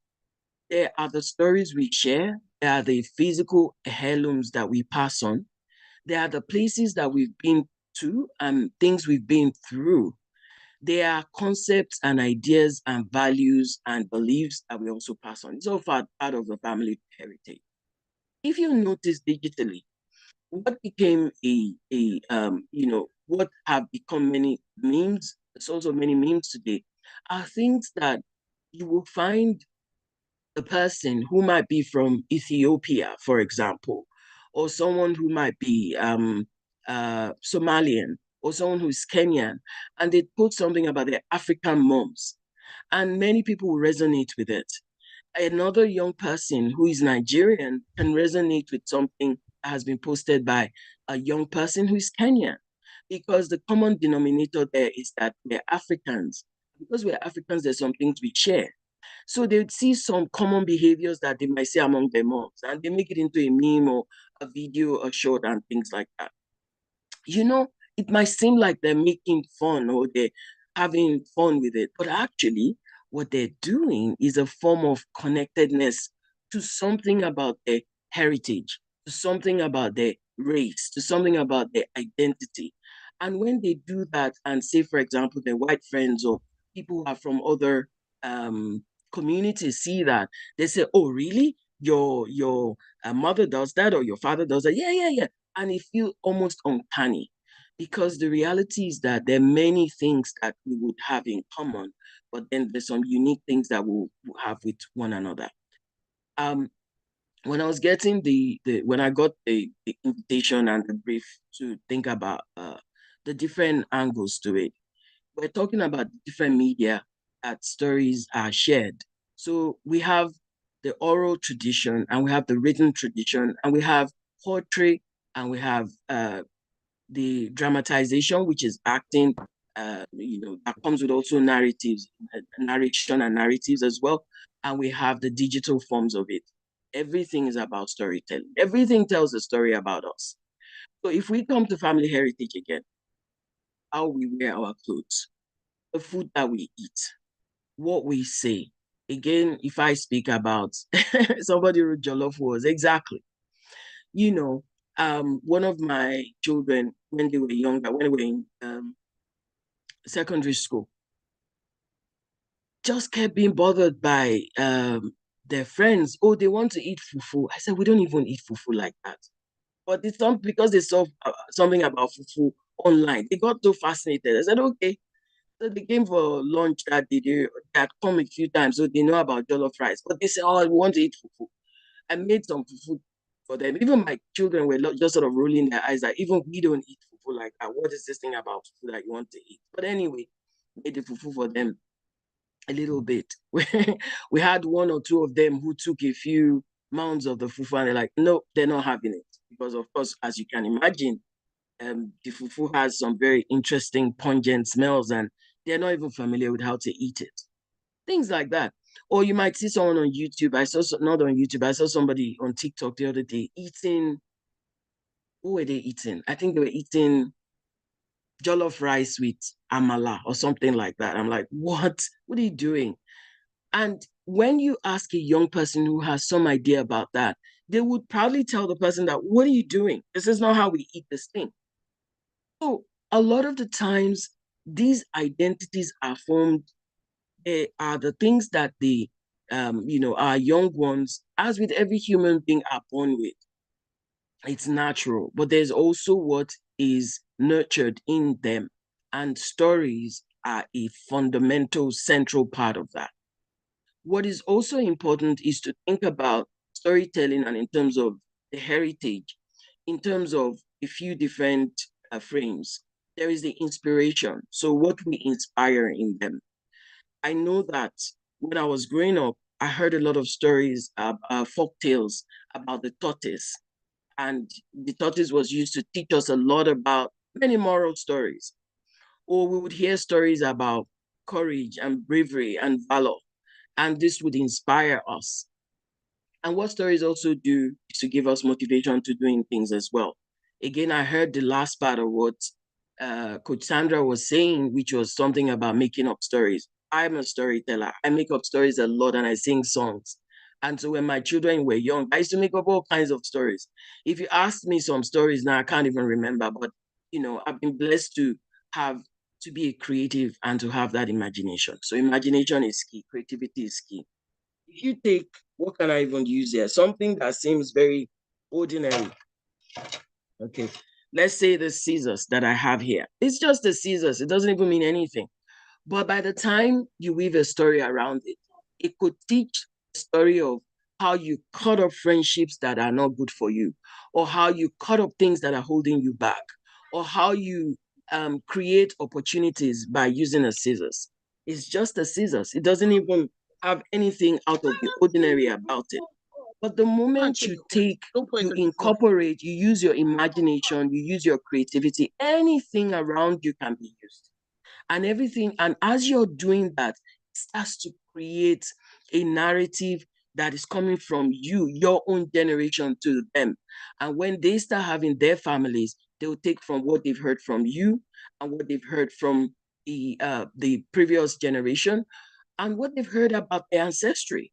They might say, oh, you come from a line of royalty. It's not about just wearing beads on your hand, as is the trend today. It's about understand, what does that mean? Does royalty mean that you carry yourself with dignity and respect in the world? Does it mean that you navigate the world with compassion and fairness because you're a royal person? So there's a lot there that we can derive from. And the other thing that we start to think about is how the medium, again, I'm mindful of time. Like I said, I'm a storyteller. If I start talking, I won't stop. So Sister Juliet, can you tell me how much longer that I have? I think I've lost a bit of track of time. Okay, 25 minutes, about 20 minutes. 20 minutes left? Yes, ma'am. Oh, good. That's still plenty of time. So the other thing that is important is to know that storytelling in families as a form of passing on heritage is really to be understood in terms of how you communicate. What is the communication here? How does that work? So if you're communicating things, remember I said to you that storytelling is not just about what is verbalized, is what is also expressed. What you do in how you cook. Many people would say to you, oh, surely my mom has some sort of superhuman strength because she puts her hand in hot oil. But the story you're telling with that is not that you're showing off to them or you're showing that you're a superhuman. what you're saying, what they start to see with that is that there is a narrative about a level of skill that their mother has, and that communicates that to them, and that allows them to see what that means to them. Or they see their father sharing stories about the struggles they had as a young person, how they had to move from this thing to that thing to that thing to that thing before they eventually found something that was meaningful to them. Now, one thing that is important though is that, as I said before, just as we can pass on the beautiful heritage, we can also pass on the trauma. And this is sadly a lot of the situation that we have. We have a lot of grown adults who have a lot of childhood trauma. And some of the trauma, these days, I know trauma is a word that is used quite generously, but it doesn't take away from the seriousness of it. Everyone has trauma. It's not, restrained or restricted to one person. Some traumas become resolved over time when we become exposed to other things and we have other life experiences, but some traumas stay a lot of times. So when you see us behaving in certain ways, that's what's manifesting some trauma. And some of that trauma comes from the stories that we've heard from our parents, that they've heard from their parents, or behaviors from our parents that they've taken from their parents and their parents' parents, things that people will proudly say, oh, in our culture, this is what we do. When in actual fact, it may be what we need to pass on to the children so they become the breakers of the cycle. They become those trauma breakers. I'm not saying that we need to place that on their shoulders. What I'm saying is that as we start to communicate and as we start to express some of those stories, in the way that we act, in the way that we speak, in what we say, in how we do, in our perspective about lives, in the references that we use to navigate life, they start to draw understanding and meaning from it. And if you've built a relationship with your children where you can have big discussions, sometimes very difficult ones, especially as they grow. And again, what I liked hearing Coach Sandra say was that get down from that throne. I really loved hearing that. Come down to a level where you can have a safe conversations with them, where they can ask questions, that may seem rude, but you don't take the moment of their exploration to be correcting behavior. You can talk about it later on. You might say, you don't say, oh, look at how you're asking the question. Who's going to answer you now? No, you come to that level where you focus on the most important thing about that moment, or they challenge you, they hold you accountable for something. They say, oh, Dad, why, how come you're doing XYZ? And then you quickly get on the defensive. I say, what's wrong with you? Your mother is your mother's family. Sometimes they do it jokingly or they just dismissively. But that's an opportunity. It's a bid for learning from them. It's a bid for, bonding with you. And it's definitely a bid for acquiring some of the heritage that you have acquired, but where they might be able to correct. Because at that point, two things are happening. There's an opportunity for you as a person, as a parent, to unlearn some things. And there's an opportunity for them to learn some things. Actually, three things. There's an opportunity for you as a parent to unlearn some things and relearn some things. And there's an opportunity for them to learn something. And that is from the storytelling. The storytelling that allows us to know that at the end of the day, everything about us tells a story. If it is about, I was looking at my photos many years ago when I worked I worked in the media for a few years. And I saw that I've been wearing my scarf, not all the time though, but I found out that I've been wearing my, this skin scarf pretty much very similarly. This is over many years, over 30 something years. I said, oh, I wonder what inspired me to tie my scarf. As soon as I started wearing the hijab, I started, following up on that. And it's been something very important. Let me tell you something I've never shared outside or openly, is the fact that actually, when I came to Australia, my identities became more important than usual. It was important for me to be able to stand in some of my identities based on some of the things that I have acquired over time, based on the things that my parents have passed on to me, based on the things, my ethnicity, my race, my ancestry, my country, behaviors that we had socially. It was so important to me. So sometimes there's all kinds of microaggressions that happens. And I've said this severally openly, that it was when I came here that I knew that I was Black. I never had that identity of Blackness until I came to, to Australia. And so it became more important for me to stand in some of that identity. Can you imagine what it's like for the younger people then?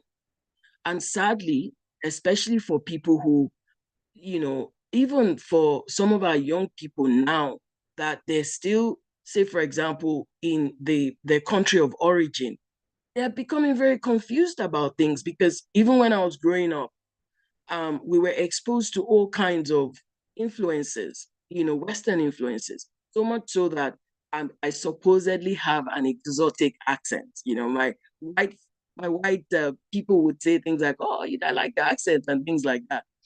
I said, yes, it's a mix of many things, British and American and all kinds of things. That's the Nigerian accent. But think about what happens to the young people when they find themselves in situations where they're neither here nor there, because we're not telling stories that helps them to connect with their heritage. And look at the layers. There's what they might connect with horizontally, or what they're also connecting with vertically. So I usually think about heritage and indeed identity, so to speak, in like a tree. So there is the deepening of roots, there is the growing, the elevation, there is the spreading of the branches and the leaves change seasons. So identity crisis, yes, exactly. So there's a lot of identity, even for us as adults, we have identity crisis. I've had people in Nigeria who's never left Nigeria, they've never been exposed to other countries, but then the place they would work in would require them to speak with a foreign accent, And so sometimes then they speak, you'd be like, why are you speaking with a British accent? Like, what is the point of that? Imagine the children taking that as their heritage. It's different if they've gone and they have like dual citizenship or all of that, or they're born there. But it's important that they keep connecting back to some of their core identities and what that means, and that they are able to also find themselves within that. I've tried to cover as much as possible, but it's also important that we recognize that identities, there's some core identities that we have, but there are also identities that as we grow, they shift and change and transform. So I do also want to talk about how stories have the power to help us get that sense of validation and transformation. So one of the things I found out is what creates this need in us to share, to tell stories, especially if we come from storytelling traditions. We come from storytelling traditions in our culture and in our religion. It's all about storytelling. That's because storytelling is fundamental to the human experience, to the human existence. So one thing that is important that is we need to keep in mind is that stories are a form of witnessing. So sometimes if we have elderly parents and you see they are repeating the same stories over and over and over again, it's often because they need us, the later generation, to witness with them the things that they've been through. So they're testifying in a sense. For us as well. And I heard somebody ask a question, I think it was Coach Olufemi who was asking that, what if the young people feel like, the stories are boring? We don't need to do too much, really.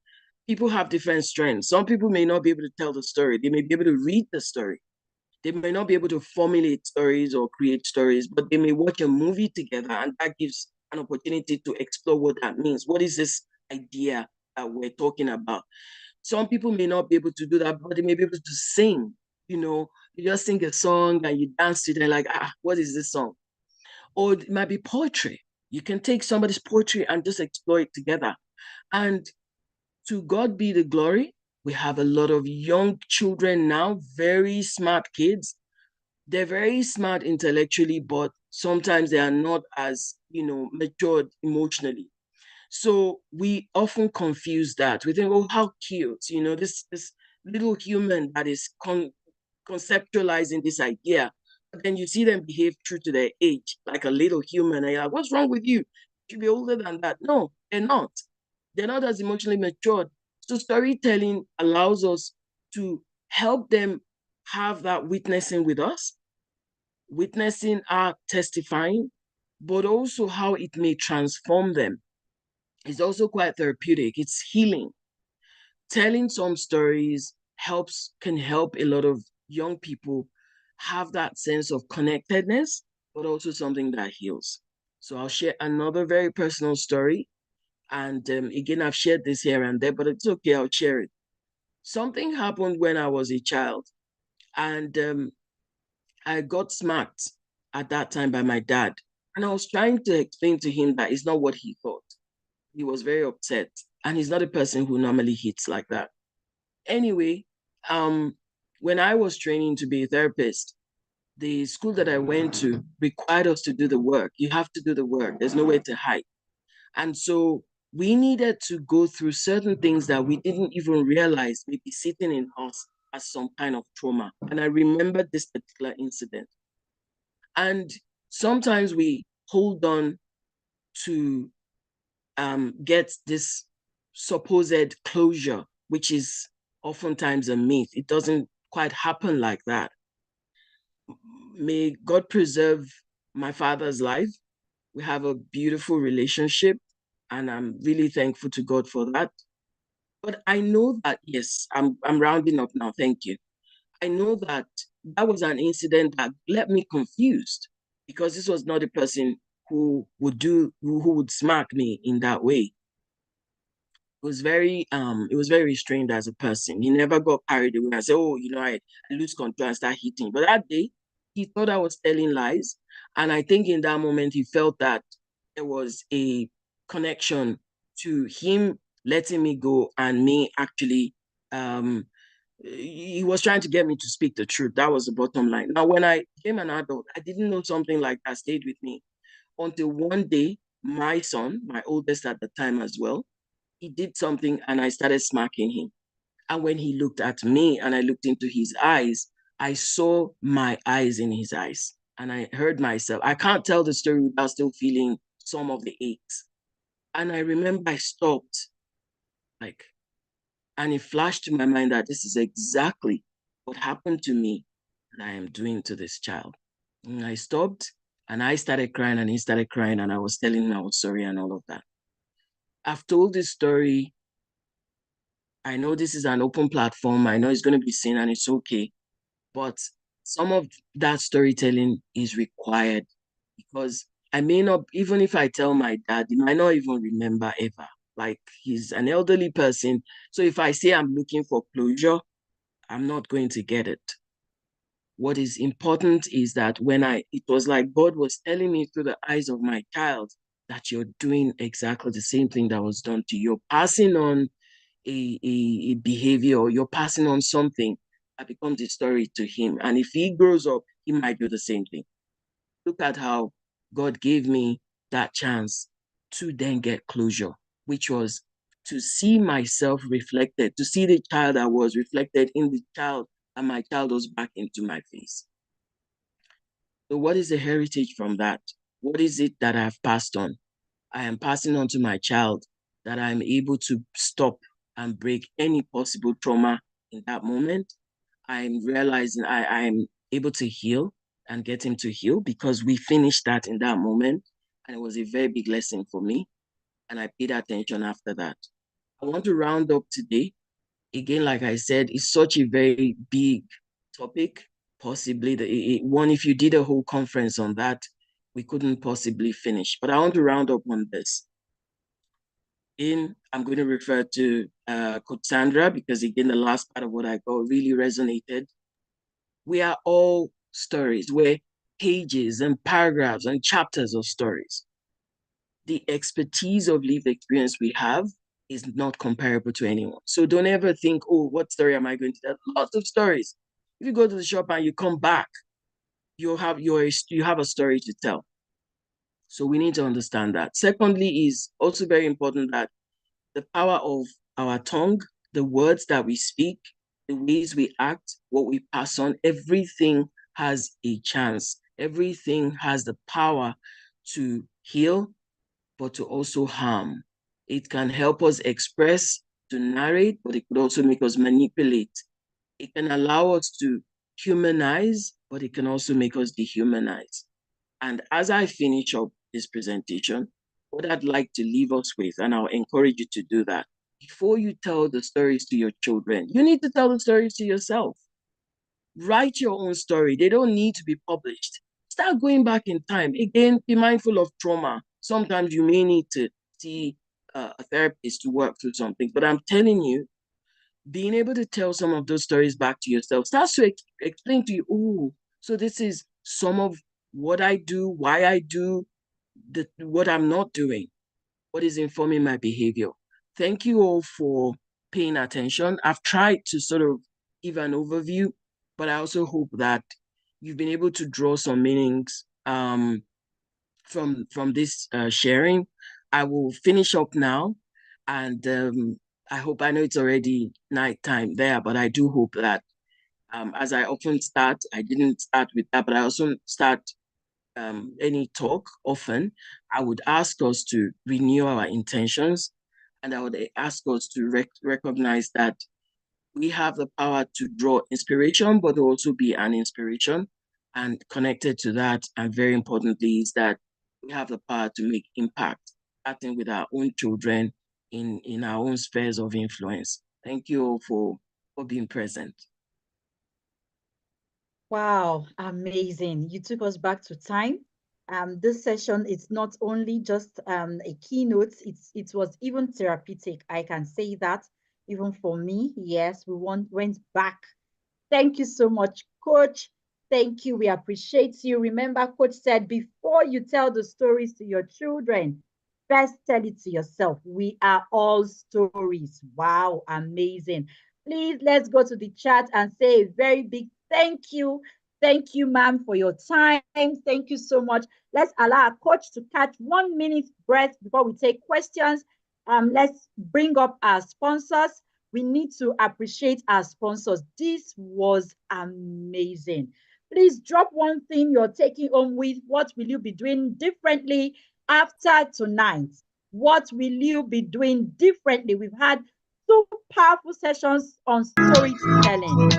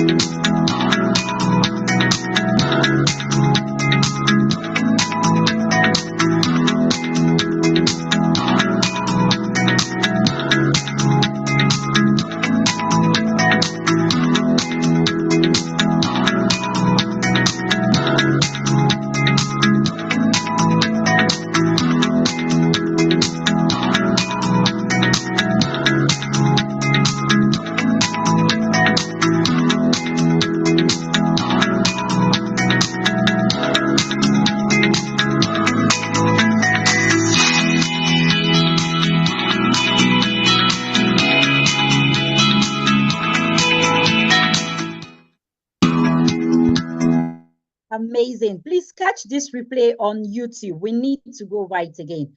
Drop your questions in the chat room. We have 3 minutes more. I'll read this question. In what ways, as parents, can we begin to engage teens with our heritage when we haven't showed interest prior to the adolescence? Okay, that's a brilliant question. And thank you to all your beautiful words. Very, very heart feeling. Thank you. Thank you so much. We need to sort of get their interest sometimes in a very dramatic way. For example, you could cook a meal that is going to spark conversation. Just cook a meal. Or you could wear a cloth, or you could bring that cloth up. Always look for opportunities for those beads of interaction and connection. You could be chatting in the kitchen, or because they do keep to themselves, a lot of them do keep to themselves a lot. It's that age. But you have to draw them out. Find the honey pot. Find the honey pot to draw them to. So the honey pot will be, like I said, something interesting. It could be, I heard about this thing that, so I watched a YouTube video. Okay. Like that. I watched a YouTube video, or I saw this meme, and you send the meme to them and you laugh about the meme, but later on, once you have an opportunity, and let me give you an open secret, you travel together in the car, that's where you can get them to talk a lot. You can have a lot of conversations in the car. I know that you might be driving and they're at the back, and that works for young people. They'd be like, oh, I don't really know. And you can have games that, ask them to translate this in the local language, or what is this proverb, and give them, depending on their ages, reward them for those things. Let them go and find out about those things. Put symbolisms or symbols of those heritage here and there, obviously to the extent that you're comfortable with.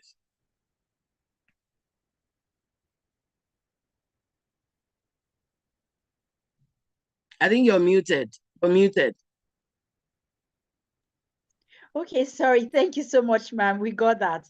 Catch their interests, parents. Look for opportunities to engage them. Okay, so we'll ask the last question we have here. How can parents identify the trauma being passed on in the stories they share? Oh, that one is a big one. But self-awareness is key. If you can listen to yourself more, start listening to yourself more. You might find that you repeat very similar things. As soon as you start being more aware, it's like taking a flashlight and shining it on something. Once there is a level of consciousness about it, you're like to say, oh, I'm saying that thing again. And once you can catch yourself like that, then you start the work of unlearning if it's possible. Sometimes some of those behaviors are deeply embedded, but the good news that science has revealed is that we have this neuroplasticity of the brain, so we can learn, unlearn, and relearn up until we're called back to God. But the older we get, the more set we become in our ways. So of course it can be harder. But at least when you have a greater awareness about it, then there's more of a likelihood to, maybe change things about it or shift slightly, ever so slightly. So that's the first one. The second thing is try and get feedback from them. Look, you have to find ways to understand what that looks like. Because again, people struggle with this challenge of expression with young people. When we're growing up, when we're talking to our parents, we're putting ma and sir and all of these things. And when they're talking to you, sometimes like they're talking to their friend, like, what's wrong with you? Why are you talking to your mom like that? But again, that's part of the heritage you pass on, helping them understand that respect is a key part of our culture and our tradition, and that we understand things hierarchical, but we're fair and just, and we're open, and we have empathy, and that we're compassionate, and that we're not going to bite the head off if they bring up a question that it seems like, what nonsense are you asking? Even if we're thinking it, we don't need to say right to them that, what nonsense are you saying? This and that. But if you just give them that space where they feel it's safe to bring up the issue, try and engage with them in conversation, get the feedback from them so that you can then know what they're thinking. Don't just make assumptions, and try and educate yourself as well. You don't have to start doing the things that you're doing, but their mother or their father or their uncle or their grandparent, you don't need to become a young person, but you need to have some idea of their language. And if you don't understand it, then you can, let them teach you some of it and then use it to speak to them. Amazing. Thank you so much, ma'am. We've had an amazing time learning. Indeed, you said we are going to learn, relearn, and unlearn. And I can tell you, we sure did that. Thank you for your time. We appreciate you. It was such an honor and privilege to be moderator in your during your session. I appreciate you, ma. Thank you so much. We've come to the end of today's session. Wow, parents, Go to the chat. Let's just say thank you once again to our facilitator and our coach. We appreciate you. Thank you, everyone, for joining. Tomorrow is the last day of the conference. Wow, don't miss it for anything. We are going to be talking about navigating parenting in this digital age. So please be there. Remember, we are parenting the Gen Z, the Gen Alpha, moving to the Gen Beta. What are you doing as a parent? Please join us tomorrow once more as we round up this amazing parenting conference 2024. I'll hand over to my coach Olufemi as she closes the night. Thank you so much, Timeless Incorporated. We appreciate you. We love you. Thank you. Coach Olufemi, please. Thank you, everyone, our amazing facilitators. We're really, really grateful. We have gotten a gamut of knowledge, and we appreciate you for this. Our amazing parents, oh, we thank you for your intentionality on this journey. So late this night, we are still here, you know, quiet and attentive, receiving all of it. Thank you so much. Yes, we have another session tomorrow, and we still have another session on Friday. TSI has been so magnanimous to even infuse another session for Friday. And then the physical session on Saturday. Those who know. If you have registered for the physical session, by now you should have gotten the address of the venue. And so we'll be all packed there waiting for you to receive yet another level of knowledge. Thank you for coming tonight. Please come tomorrow and come on Friday, and you'll be blessed by coming. Thank you. God bless you. Have a restful night and see you tomorrow. Don't forget to remind your teenagers to log in tomorrow by 4:30, and our adult session, parent session, will start by 7:30. Thank you. Good night. Thank you. Good night. We celebrate you. Thank you, Timeless Incorporated. Thank you, our sponsors.